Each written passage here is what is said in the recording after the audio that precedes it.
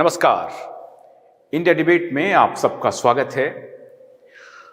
कुछ दिन के बाद मैं हाजिर हो रहा हूं, माफी चाहता हूं।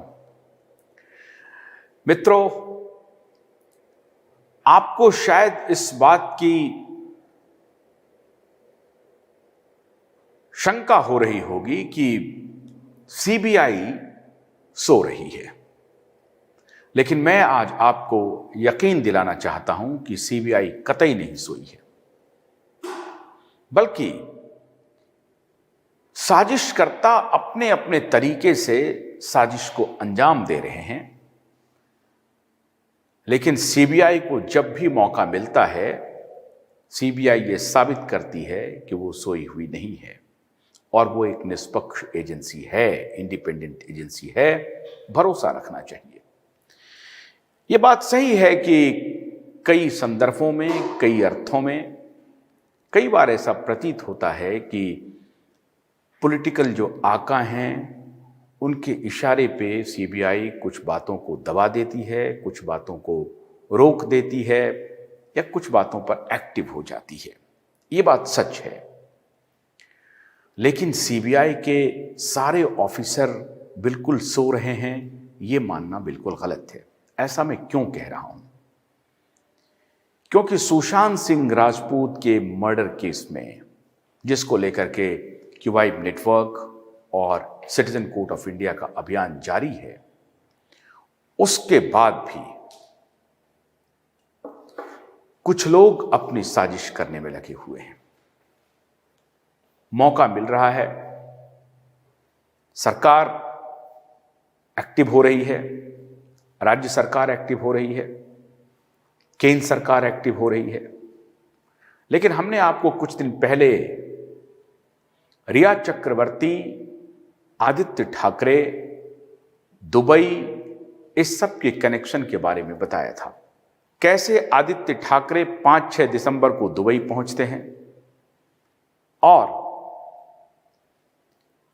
फिर रिया चक्रवर्ती को कैसे एक प्रोडक्ट का, एक कंपनी का निमंत्रण आता है कि आपको 27 दिसंबर को दुबई आना है।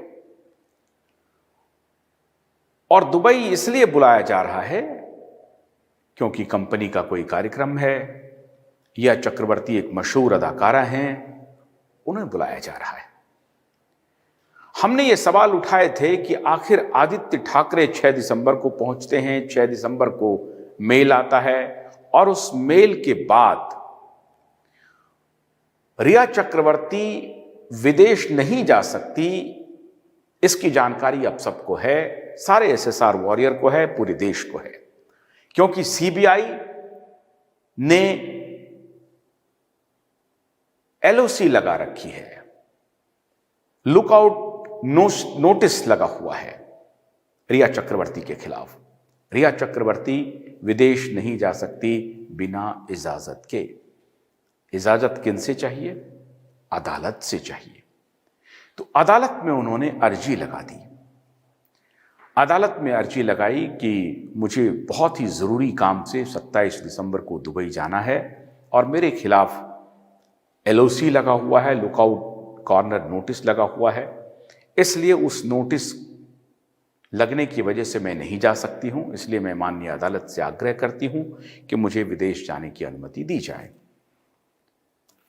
भोलानाथ का ब्रश कटर एक बैटरी चालित मशीन है जिसका चार्जिंग समय 3.5 घंटे है। यह 6 से 8 घंटे के प्रभावशाली संचालन समय का दावा करता है, जिससे यह एक बार चार्ज करने पर 16,000 वर्ग फुट गेहूं या चावल के खेतों को कुशलतापूर्वक काट सकता है, जबकि इसका पेट्रोल समकक्ष व्यक्ति उसी कार्य के लिए 1,000 रुपए मूल्य का पेट्रोल खर्च करता है।